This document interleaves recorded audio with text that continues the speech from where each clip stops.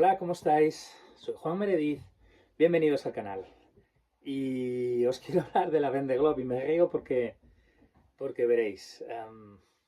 Hablar de Vendée Globe para mí, entre otras cosas, me ha llevado a recordar a José Luis Dugarte.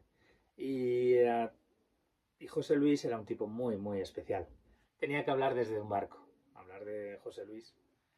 El caso es que hace no tanto tiempo volvió a mis manos una carpeta en la cual mi madre y mi padre habían ido recopilando la información que llegaba diariamente sobre la Transat 650 del año 1995, como hoy en día se llama la Mini Transat.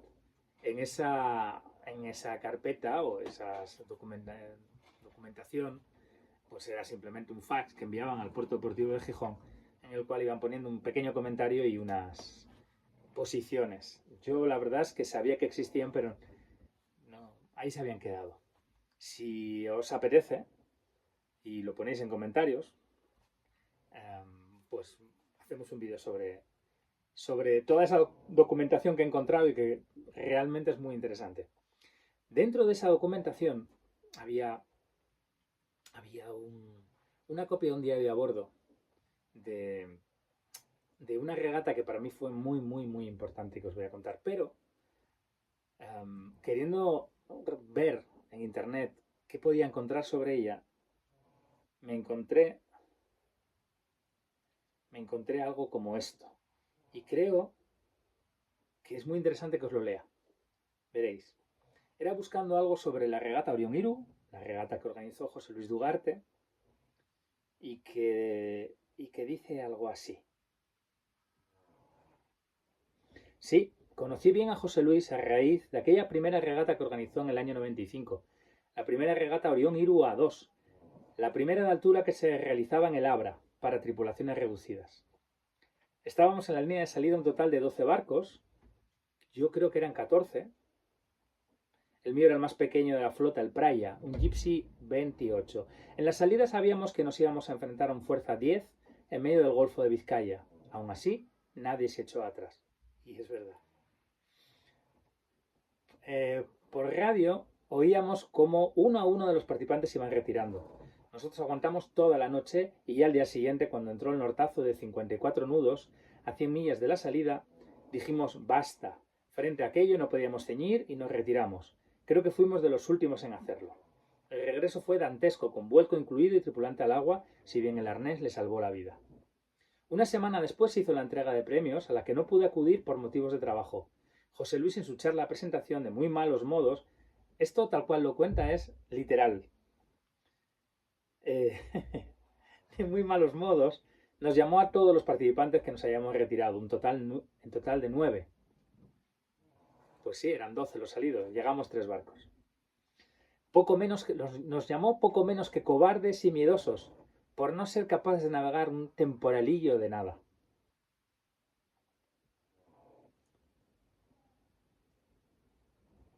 Y cuenta, oye José Luis, me han contado el broncazo que nos pediste en la entrega de premios por haberme retirado. Esto lo cuenta una semana después. Hombre, yo estaba en el catamarán, un catamarán en la boya de Virada, y allí no había más de 35 nudos. Sabrás que cuando, bueno, iba contando.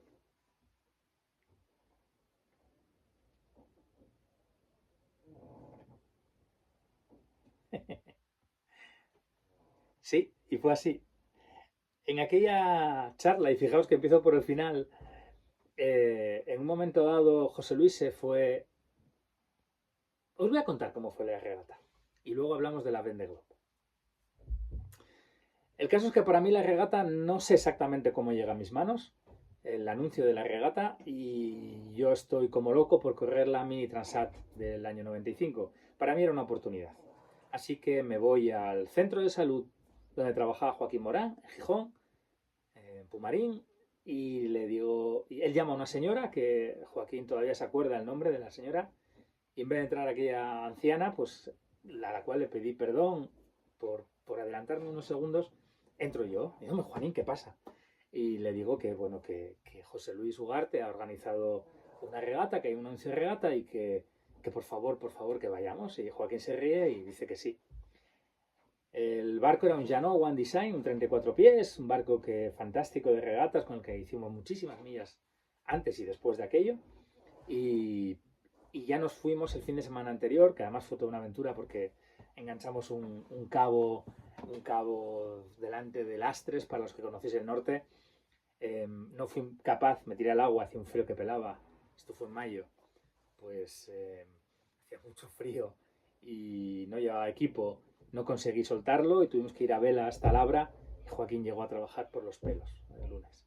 El caso es que la regata, sí, y me ha venido muy bien encontrarme esta documentación que os comentaba porque no sabía que la tenía. Así que me llaman la atención ciertas cosas. Ahora hablo de memoria porque pensaba hacer todo esto con los papeles, los papeles que me he encontrado, pero bueno. Joaquín tuvo el detallazo, ¿no?, de permitirme ser el patrón en esa ocasión. Él sabía lo importante que era para mí el hacer esa regata y el navegar en solitario. Pero yo no tenía el dinero para hacer la Mini Transat todavía, pero llevaba años peleándolo. El caso es que sí, había un parte de mucho viento, navegamos muy bien. Comenta Joaquín, ¿no?, en el diario, ¿no?, que mi cara había cambiado, que se me había puesto en modo regata y se me veía la ilusión de poder estar allí.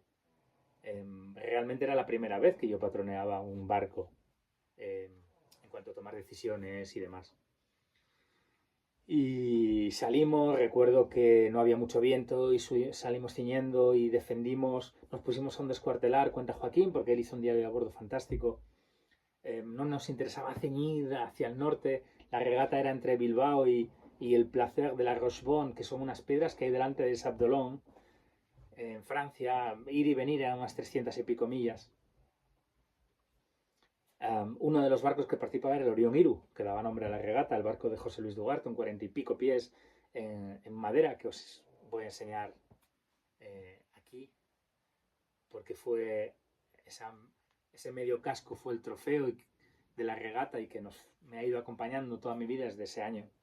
El caso es que navegamos bien a un descuartelar, dándole velocidad al barco, no éramos el barco más grande, había barcos mayores que nosotros, el Orión Iru 1, Ego Aice, otro, había dos 45 F5, First 45 F5, y cuando entró el role se puso muy violento. Nosotros no llegamos a una intensidad de 53 nudos, como habla ahí, pero sí que Joaquín apuntó 45 nudos de viento real.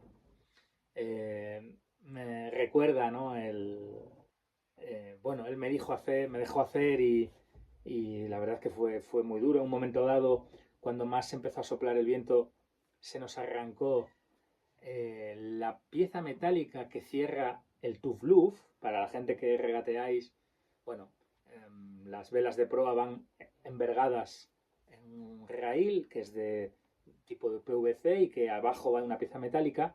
Pues saltó esa pieza, entonces se abrió la vela y se fue.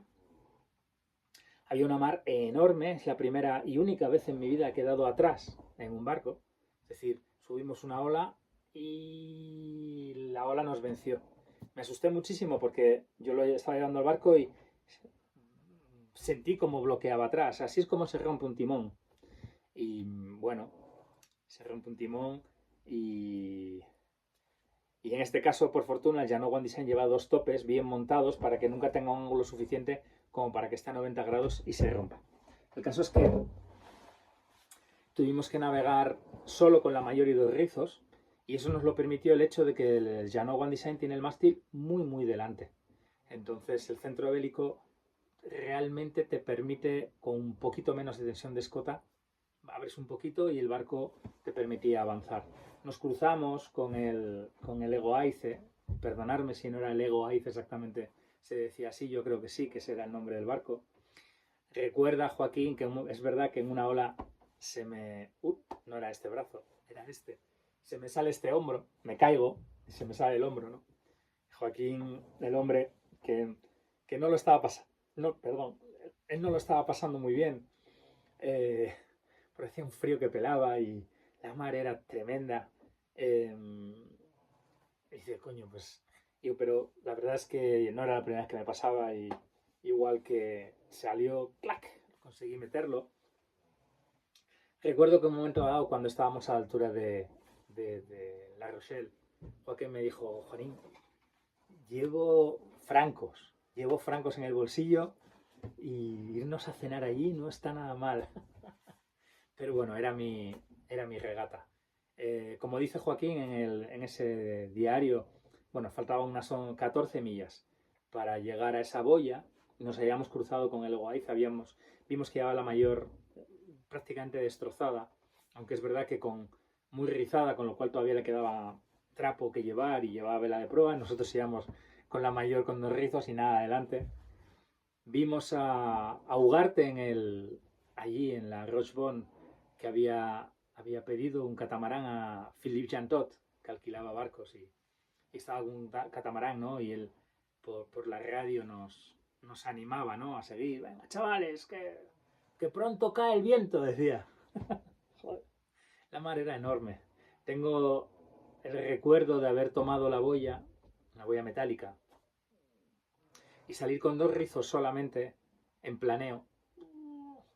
Y yo recuerdo ver un 15 nudos y medio solo en esa ola y decir, ¡buah! ¡Wow! Joaquín llegó a tomar una marca de 17 nudos. Hicimos una cosa muy bien. Hicimos unas cuantas muy bien. Una de ellas fue que es obligatorio que el foque ORC, que creo que sigue siendo lo mismo, además, cuando se ha relingado, además tenga unos hollados para precisamente poder amarrarlo al stay si pasa algo. Y fue eso lo que hicimos, porque el barco necesitaba más trapo, ¿no? Ya ciñendo, el barco se había portado muy bien, pero en un rumbo abierto y con tanta ola necesitas velocidad, y lo que hicimos fue, bueno, izar ese foque 3 con cabos para poder tener algo que nos empujara desde delante. Luego el viento fue bajando un poco, pusimos el espi pesado, un espi rojo y blanco muy bonito, que bueno, nos tiró adelante y de un través y llegamos y cuenta Joaquín, y cuenta muy bien, ¿no? Porque Joaquín escribe francamente bien. Bueno, como estábamos convencidos de que habíamos bajado, sobre todo, bajado muy muy rápido, que podíamos hacer un buen papel. Habíamos oído algunos que se habían retirado. Lo que no nos imaginábamos es que eran los primeros en llegar y que solo 3 barcos habíamos sido capaces de completar aquella regata, aquella Orion Iru. Y bueno, es cierto, la entrega de premios se hizo una semana después. Pasó todo esto, ¿no? que leía al principio y que he encontrado aquí. Y recuerdo, esto que os iba a decir antes, que José Luis nos pidió, ¿no? que hiciéramos un informe de daños, de problemas que habíamos tenido. Yo lo hice, se lo envié y él los ojeó todos, ¿no? Pero se fue calentando. No sé, los que conocisteis a José Luis sabéis de lo que hablo. Se fue emocionando mucho y en un momento dado dijo una frase: del diccionario de cualquier regatista tiene que desaparecer la palabra retirada. Cosa que yo, bueno, me he llevado, me apunté, me grabé, me tatué, si queréis. Y siempre que he tenido que retirarme de algo ha sido cuando ya no queda otra, y nunca me he retirado. Al final lo que he hecho es, como me dijeron en una ocasión, es cambiar de rumbo. Hay veces que la seguridad de un barco, no podemos olvidar que somos marinos, ¿verdad? Pero hay un detalle de aquello que recuerdo, y es que se oye una voz desde el fondo y dice: no te jodes, José Luis, claro, tú estás en la Vendée Globe y rompes no sé qué y tienes 3.000 millas por delante y 3.000 por detrás y no te queda más remedio que seguir, ¿no? Qué tipo, Ugarte. Lo he hecho mucho de menos. Tuve el honor de que después de correr la Mini Transat, que finalmente conseguí correr, el barco llegó a Bilbao, los 2 barcos, ese Llano One Design con el que corrimos el Grand Prix del Atlántico, que ganamos, y esa Mini Transat, que yo llevé el barco después de Martinica, lo llevé a Puerto Rico para que los 2 barcos vinieran, se montaron allí en Bilbao y fueron casi un mes que me pasé allí, en el que pude compartir y aprender muchas cosas de él. Y como os decía, tuve el honor de que un día llegara su sobrino Nacho y me dijera que el viejo quería que yo patroneara el Orión Irú. Es uno de esos sábados, ¿no?, en los que el barco que no fallaba nunca se iba a su boya de Castruriales, ¿no? Un día de 30 y tantos nudos ciñendo. Y me pareció algo mágico que guardo en mi corazón. Y esto lo uno a lo que está pasando en la Vendée Globe ahora mismo. La primera idea que se me viene es eso que dijo Michel de Joyeux en su día, ¿no? Que en la Vendée Globe tienes que contar con que tienes un lío cada día. Y, hombre, hay gente que tiene muchos líos todos los días, ¿no?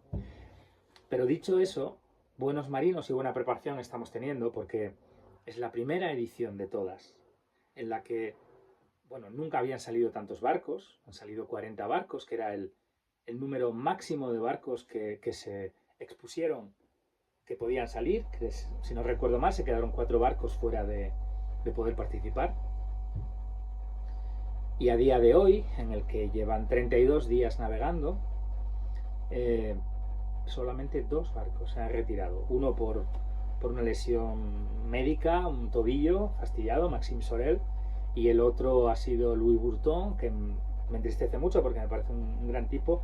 Había hecho un gran papel hace 4 años en aquella edición de la Vendée Globe, y aquí ya empezó con muchos problemas, con una rotura encubierta y en la que tuvo que laminar y reparar el carro, bueno, un sistema de puntos de anclaje de escotas de los distintos foques. Cuando llegó al sur vio que tenía otra serie de problemas y se tuvo que retirar y el barco lo llevó a Cape Town. Pero el caso es que la flota continúa y 32 días es lo que le ha costado a Charlie Dalin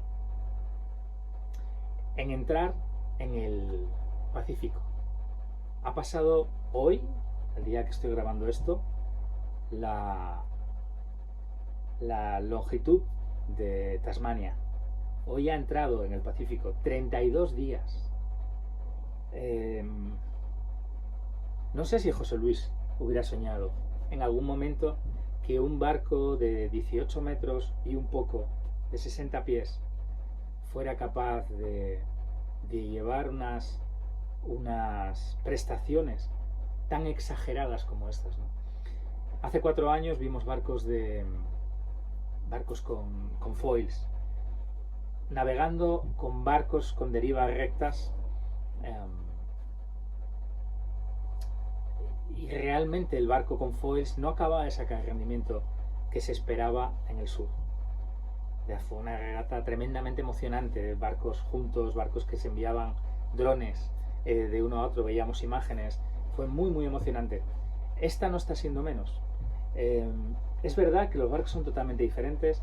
Es cierto, como le he leído a Iván Buñón, lo uno con la Mini Transat que yo corrí. Iván Buñón ganó aquella Mini Transat del año 95, hermano de Logan Buñón, desaparecido hace unos años, grandísimo regatista y navegante. Y Iván, otro tanto, ¿no? Iván va mandando, bueno, yo creo que una de las particularidades que tiene es que cuando escribe en redes sociales suele ser bastante directo con las cosas que dice. Iván dice algo que yo también estoy un poco de acuerdo, ¿no? Es la primera vez que vamos a ver marinos que van a llegar con la tez más blanca de cómo salieron, ¿no? Tú te esperas encontrar gente que viene de la mar después de pasar 80, 70, 90, 100 días morenos, curtidos por la mar, ¿no? Pero es que con estos barcos que están llevando realmente van dentro. No es tan sencillo ir fuera, ¿no?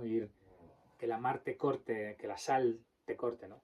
Yo creo que no es tanto así, que evidentemente hay que hacer cosas y hay que salir y cada vez que hay un problema de esos que os decía de Michel de Joyeux, uno por día, tienen que ir solucionándolos, pero sí que es una regata bastante particular. Pero 32 días para llegar al Índico son tiempos de récord, sin lugar a dudas son tiempos de récord. Es increíble. En este momento el segundo va a unas 180 millas, el tercero a 250 millas, que a las velocidades que hacen, entre 18 y 22 nudos de viento de velocidad media están manteniendo, estamos hablando de horas todavía, ¿no? Me parece tremendo. Se han ido haciendo grupos, distintos grupos. Podríamos hablar de ese terceto ahora mismo ya de cabeza, porque el cuarto clasificado, Thomas Rouillán, se ha quedado un poquito separado, se ha quedado ahí en tierra de nadie. Luego viene otro grupo hasta el noveno. El noveno en este momento era el ganador de la Vendée Globe anterior. Y desde ese quinto clasificado, que ahora mismo era Jeremy Bellew, Nicolas Louvain, Paul Mehat, están muy agrupados. Luego hay un salto a las chicas. Es curioso porque hay un grupo donde está Boris Herrmann, está con Clarisse Kremer, con Justine Metro y con Samantha Davis, que también van como muy juntos, ¿no? Y van un poco en grupos. ¿Por qué van en grupos? Porque realmente, bueno, las performances de los barcos son tremendas, pero una vez que pierdes por una decisión táctica uno de esos movimientos meteorológicos, realmente te sales del juego. Y o vuelves a enganchar, o hay un parón delante, o vuelves a enganchar algo en una posición interesante, o es muy, muy difícil recuperar. Es decir, uno de mis favoritos es Jean Richon. Desde siempre es extraordinario, lo ha ganado prácticamente todo. El otro es Charlie Dalán, que va en cabeza. Y hay otro porque hemos compartido regata, que es Jeremy Bellew, que va ahora mismo quinto. Y esas millas que le sacan realmente son muy, muy complicadas, ¿no? Que sean capaces de recuperar.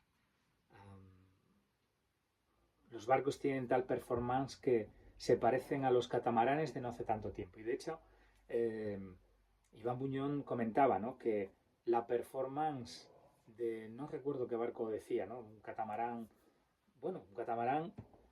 que si no es exactamente el mismo, es uno parecido, como el que tiene Alex Pay ahora mismo, para el Victoria. De los barcos, no sé si el de Alex era el PlayStation o era Blue Mediterranee, uno de estos, pues Iván habla de uno de estos barcos intentando hacer una vuelta, un trofeo Julio Verne, y estaba en tiempos de estos barcos. ¿Cómo va a continuar la regata? Bueno, pues ahora mismo van a poder sumergirse un poquito más al sur porque toda esa zona de hielos, esa exclusión que tienen, les permite bajar. Y ahora voy a hacer un recuerdo a la Global Solo Challenge. Sí, la Global Solo Challenge. Global Solo Challenge es una regata vuelta al mundo solitario sin escalas como la Vendée Globe. No sale del mismo sitio y los barcos no tienen nada que ver. Pero todo esto os lo digo porque con el tema de las zonas de exclusión de hielos. Marco Nanini tuvo una gran idea, a mí me parece genial, no sé vosotros cómo lo veréis, y es que no solo había una zona de exclusión de hielos, sino que había una zona intermedia. En esa zona intermedia podías navegar una serie de tiempo y a partir de ahí te penalizaban sumándote tiempos. Eso te conseguía hacer una parte estratégica muy interesante y por otro lado te daba un margen de seguridad. Uno de los problemas, y yo recuerdo una reunión para la Barcelona World Race del año 2010-11 en la cual Jean Lecam, que está en la Vendée Globe, ya lo sabéis, sugirió la posibilidad de que esas puertas de hielo, esos límites que se marcan, en un momento dado pudieran moverse también para favorecer la seguridad. Tienes una borrasca que en un momento dado te coge en una posición en la que es peligrosa para el barco y si estás muy limitado por esa línea de hielos, por esa línea que te marca la organización, pues Marco lo hizo muy bien. En la Global Solo Challenge jugamos con esa línea límite en la que no se puede pasar, pero tienes un margen intermedio. Este era el apunte que quería daros. Seguimos. Con lo cual, estratégicamente van a poder jugar un poco más esa parte tan complicada, la van dejando atrás, el grupo de cabeza, porque los demás están en plena gestión de lo que es el sur de Australia. Esa parte es muy complicada porque hay una zona a 500 millas del sur de Perth, que luego se cae, en la cual el propio gobierno australiano en su día pidió que se tuviera que que hubiera una limitación porque bajaban demasiado a menudo a buscar y rescatar barcos. Apasionante. Apasionante, interesante, sorprendente. De 40 barcos siguen 38. Por cierto, todavía queda un barco en el Atlántico. Mérito tienen todos, ¿no? Pero posiblemente lo que quería evitar la organización de la Vendée Globe fuera que hubiera unas diferencias tales, ¿no? Como para que haya barcos que realmente pues, estén a 6.000 millas del primero por una navegación, buscando una navegación únicamente segura.